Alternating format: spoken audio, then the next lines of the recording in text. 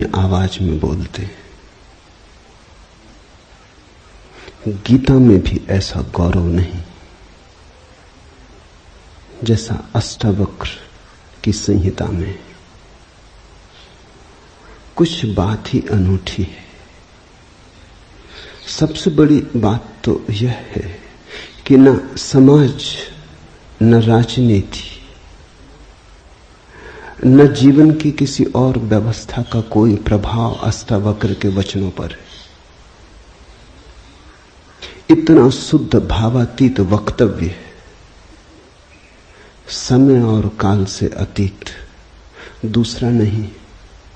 शायद इसीलिए अष्टावक्र की गीता, अष्टावक्र की संहिता का बहुत प्रभाव नहीं पड़ा। कृष्ण की गीता का बहुत प्रभाव पड़ा। पहला कारण, कृष्ण की गीता समन्वय है। सत्य की उतनी चिंता नहीं जितनी समन्वय की चिंता है। समन्वय का आग्रह इतना गहरा है कि अगर सत्य थोड़ा खो भी जाए तो कृष्ण राजी है।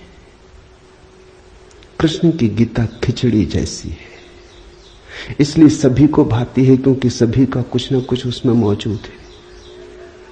ऐसा कोई संप्रदाय खोजना मुश्किल है जो गीता में अपनी वाणी न खोज ले। ऐसा कोई व्यक्ति खोजना मुश्किल है जो गीता में अपने लिए कोई सहारा न खोज ले। इन सब के लिए अष्टावक्र की गीता बड़ी कठिन होगी। अष्टावक्र समन्वयवादी नहीं, सत्यवादी है। सत्य जैसा है वैसा कहा है, बिना किसी लाग लपेट के। सुनने वाले की चिंता नहीं, सुनने वाला समझेगा नहीं समझेगा इसकी भी चिंता नहीं।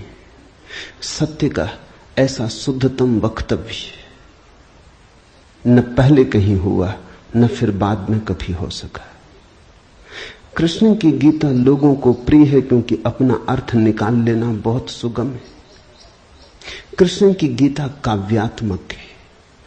2-2 5 भी हो सकते हैं, 2-2 3 भी हो सकते हैं। अष्टावक्र के साथ कोई खेल संभव नहीं, वहां 2-2 4 ही होते। अष्टावक्र का वक्तव्य शुद्ध गणित का वक्तव्य है। वहां काव्य को जरा भी जगह नहीं, वहां कविता के लिए जरा सी भी छूट नहीं। जैसा है वैसा कहा है, किसी तरह का समझौता नहीं। कृष्ण की गीता पढ़ो तो भक्त अपना अर्थ निकाल लेता है, क्योंकि कृष्ण ने भक्ति की भी बात की। कर्मयोगी अपना अर्थ निकाल लेता है क्योंकि कृष्ण ने कर्मयोग की भी बात की। ज्ञानी अपना अर्थ निकाल लेता है क्योंकि कृष्ण ने ज्ञान की भी बात की। कृष्ण कहीं भक्ति को सर्वश्रेष्ठ कहते हैं, कहीं ज्ञान को सर्वश्रेष्ठ कहते हैं, कहीं कर्म को सर्वश्रेष्ठ कहते हैं। कृष्ण का वक्तव्य बहुत राजनीतिक है। वो राजनेता थे, कुशल राजनेता थे।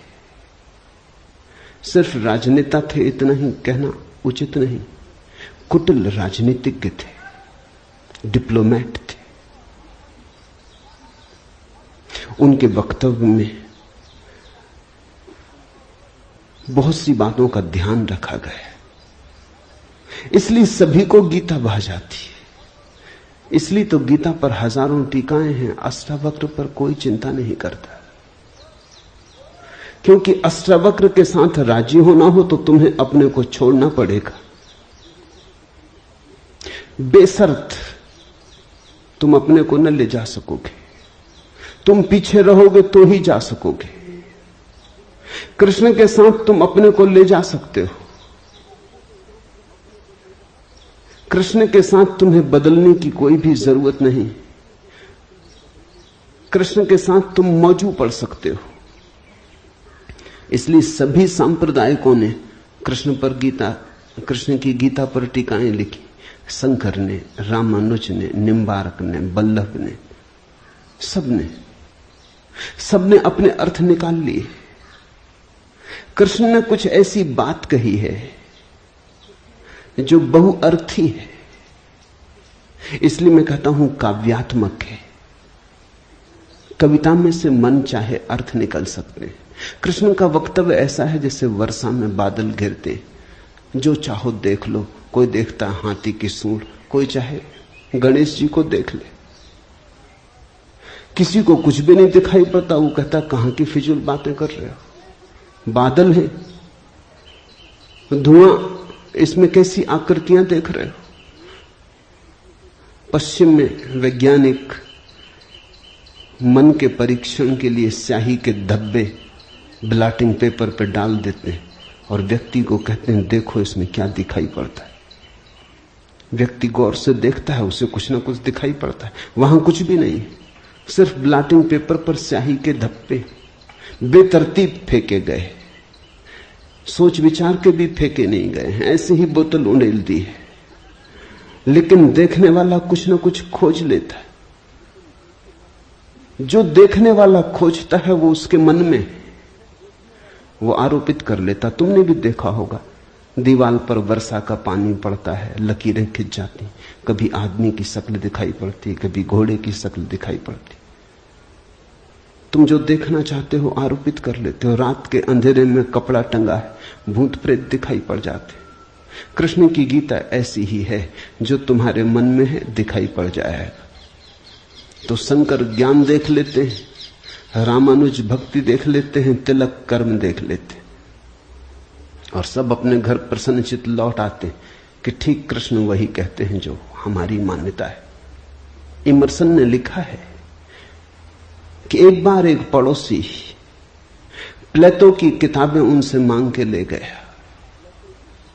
अब प्लेटो 2000 साल पहले हुआ और दुनिया के थोड़े से अनूठे विचारकों में से एक। कुछ दिनों बाद इमर्सन ने कहा किताबें पढ़नी हो तो वापस कर दें। वो पड़ोसी लौटा गया। इमर्सन ने पूछा कैसी लगी। उस आदमी ने कहा कि ठीक इस आदमी प्लेटो के विचार मुझसे मिलते जुलते। कई दफे तो मुझे ऐसा लगा कि इस आदमी को मेरे विचारों का पता कैसे चल गया। प्लेटो 2000 साल पहले हुआ है। इसको शक हो रहा है कि इसने कहीं मेरे विचार तो नहीं चुरा लिए। कृष्ण में ऐसा शक बहुत बार होता है। इसलिए कृष्ण पर सदियां बीत गईं, टीकाएं चलती जाती, हर सदी अपना अर्थ खोज लेती है, हर व्यक्ति अपना अर्थ खोज लेता है।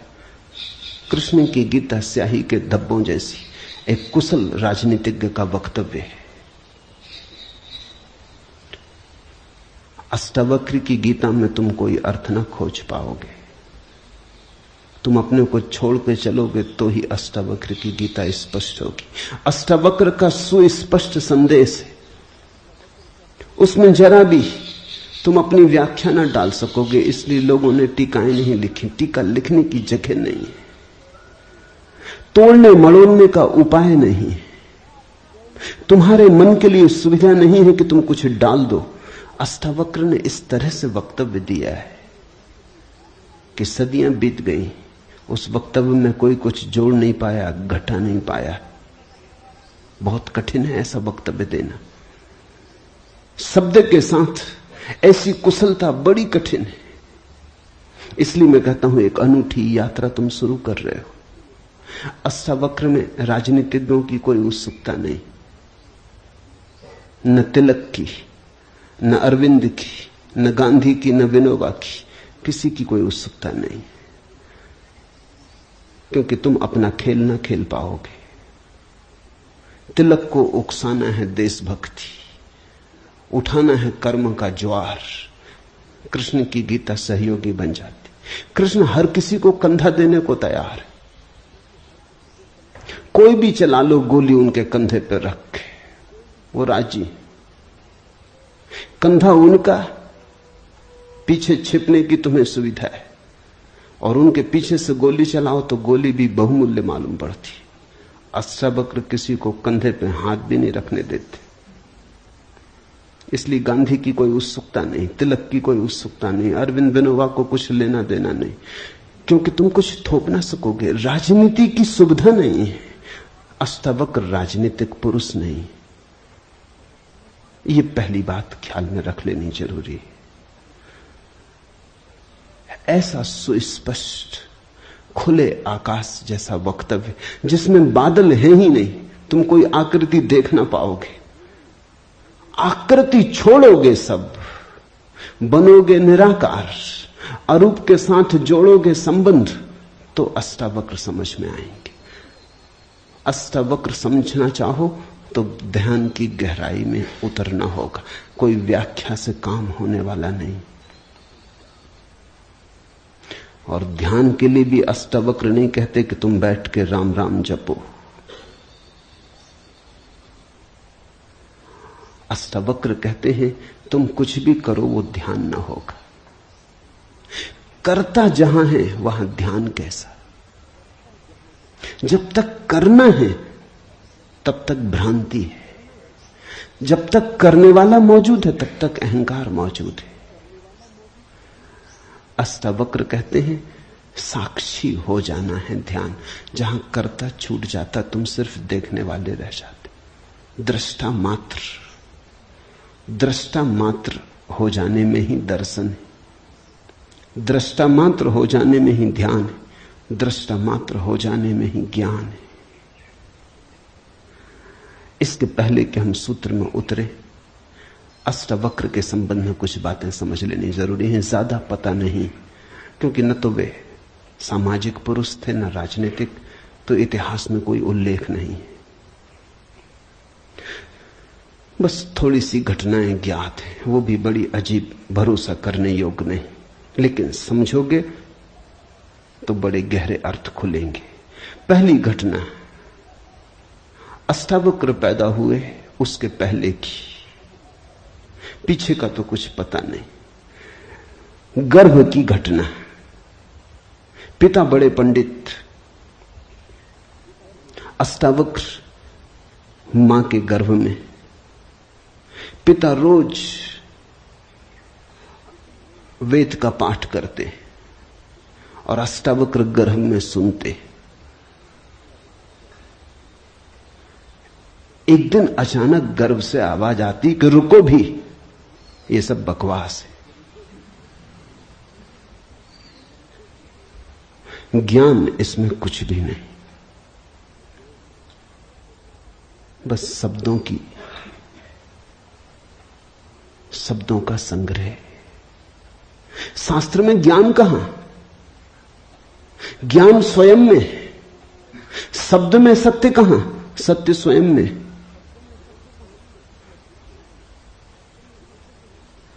पिता स्वभावतः नाराज हुए। एक तो पिता, फिर पंडित,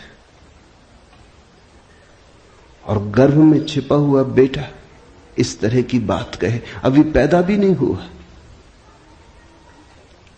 क्रोध में आ गए, आग बबूला हो गए। पिता का अहंकार चोट खा गया। फिर पंडित का अहंकार, बड़े पंडित थे, बड़े विवादी थे, शास्त्रार्थी थे। क्रोध में अभिशाप दे दिया कि जब पैदा होगा तो 8 अंगों से टेढ़ा होगा, इसलिए नाम अष्टावक्र। 8 जगह से कुबड़े पैदा हुए, 8 जगह से ऊंट की भांति इर्छे तिरछे। पिता ने क्रोध में शरीर को विक्षत कर दिया। ऐसी और भी कथाएं हैं। कहते हैं बुद्ध जब पैदा हुए तो खड़े खड़े पैदा हुए। मां खड़ी थी वृक्ष के तले, खड़े खड़े, मां खड़ी थी, खड़े खड़े पैदा हुए। जमीन पर गिरे नहीं कि चले, 7 कदम चले।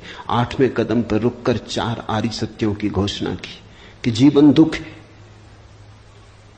अभी 7 कदम ही चले हैं पृथ्वी पर कि जीवन दुख है, कि दुख से मुक्त होने की संभावना है, कि दुख मुक्ति का उपाय है, कि दुख मुक्ति की अवस्था है, निर्वाण की अवस्था है। लाओत्सु के संबंध में कथा है कि लाओत्सु बूढ़े पैदा हुए, 80 वर्ष के पैदा हुए, 80 वर्ष तक गर्भ में ही रहे। कुछ करने की